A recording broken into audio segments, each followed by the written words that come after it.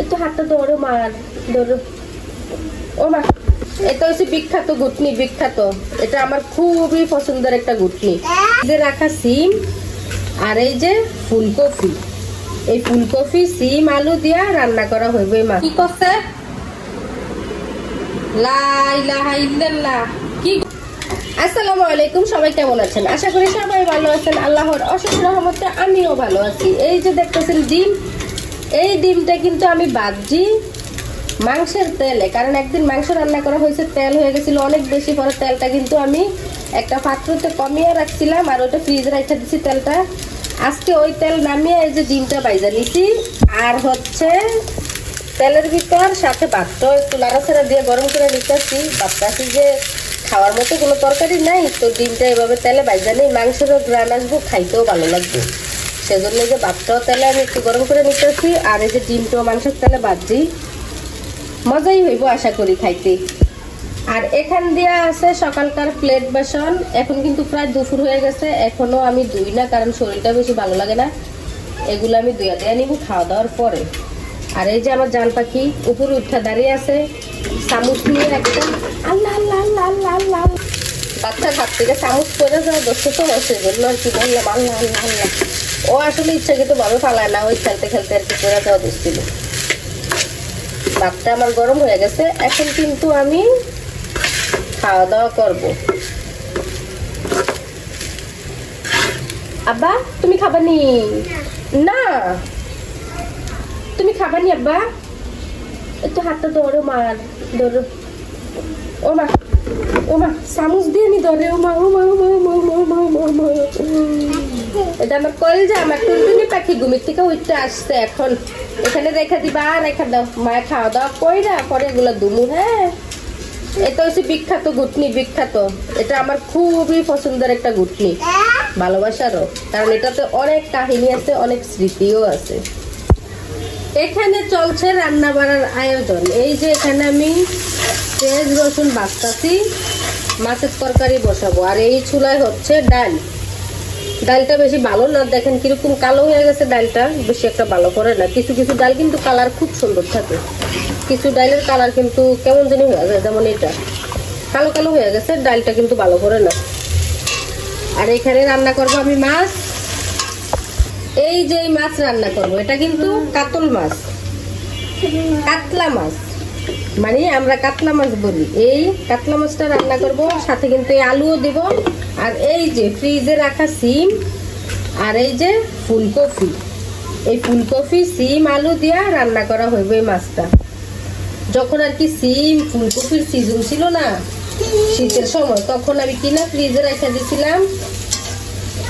আরেকদিনও রান্না করছি ফুলকপিটা, মজাই লাগছে। আজকে আবার নিচে রান্না করার জন্য খুব ভালোভাবে কিন্তু সিদ্ধ হয়ে যায় একবারে, মানে ওই সিজনে রান্না করলে যেরকম হয় না ওইরকমই স্বাদ, ওইরকমই সিদ্ধ হয়ে যায়, একবারে নরম হয়ে যায়। তো রান্না বাড়া এখানে চলো। এই যে আমার পাখি এখানে আবার টুকটুক করতেছে। পাখি তুমি টুকটুক করো না, মায়ের রান্নাটা বসায় দিই। হ্যাঁ পাখি, আমি রান্না করতেছিলাম, আমারে আসো আসো কয়া নিয়ে এসে দেখি কি আসো আসো কি করছে। লা ইলাহা ইল্লাল্লাহ। কি গো জানু? ও জানু, এ কি করছো জানু? হায় আল্লাহ গো, আমার কলজা এটি কি করছে? ও কলজা জানু, এগুলো একটা কাজ করছো? তোমার বাবারে কও দেখতো আইসা, তোমার বাবাই না কয় কিছু কইতাম না। জানুরে কিচ্ছু যেন না কই, জানুরে যেন আদর করি সব সময়। জানু যে এরকম করে এগুলো দেখতে কও আইসা। জানু বিলে আমার কলজা, আমার কলজা, আমার কলজা জ্বালা জ্বালা বানিয়ালা। এই কলজায়, এই কলজা এগুলা কি করছে? এগুলা এগুলা এগুলা কোনো কাম করছে এগুলা? হ্যাঁ, এগুলা কি করছে? আমি রান্না করতে আসছিলাম, এই দিক দিয়ে আইসা সে কি করছে দেখছেন? আমার রান্না করতে গিয়ে তাই না নিয়ে আসতে আসতে আইসু আইসু আইসু এগুলো দেখার লিগে আসতাম। ফ্যান ফালাই দিছি তিনটা বারিন্দা দিয়া, রোদে দিতে গেছে, রোদে দিতে যাইয়া তিনটা ফালাই দিছে। এখন কিচ্ছু জানে না, কিন্তু একবারে কিচ্ছু জানে না। এখন কিচ্ছু জানে না। আসো আমার হাতটা একটু ধরো।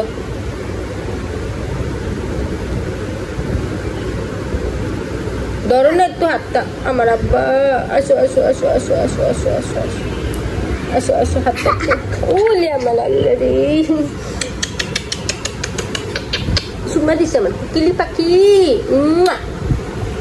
আর দুষ্টু করবানি, মুখে বলো করবানি, করবানি দুষ্টু, হ্যাঁ করবানি।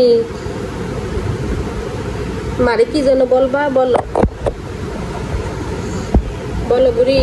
এই দিক দিয়ে আমার রান্নার অবস্থা, এই যে ফুলকপি দিয়া সিম দিয়া আলু দিয়ে রান্না করছি।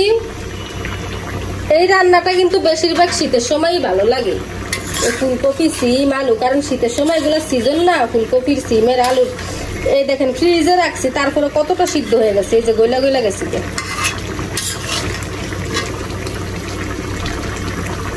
এগুলো ফ্রিজে ছিল, সিম ফুলকপি নামিয়ে রান্না করলাম। সিদ্ধ কিন্তু ভালোই হয়েছে, একবারে গইলেও গেছে। এখন আমি বন্ধ করে দিল।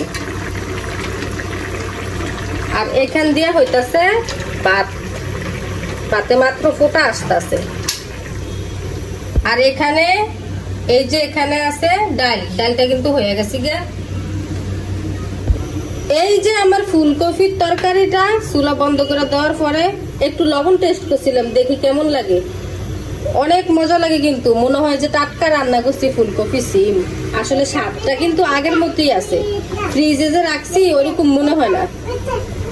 সবাই ভালো থাকবেন, সুস্থ থাকবেন, আল্লাহ হাফেজ।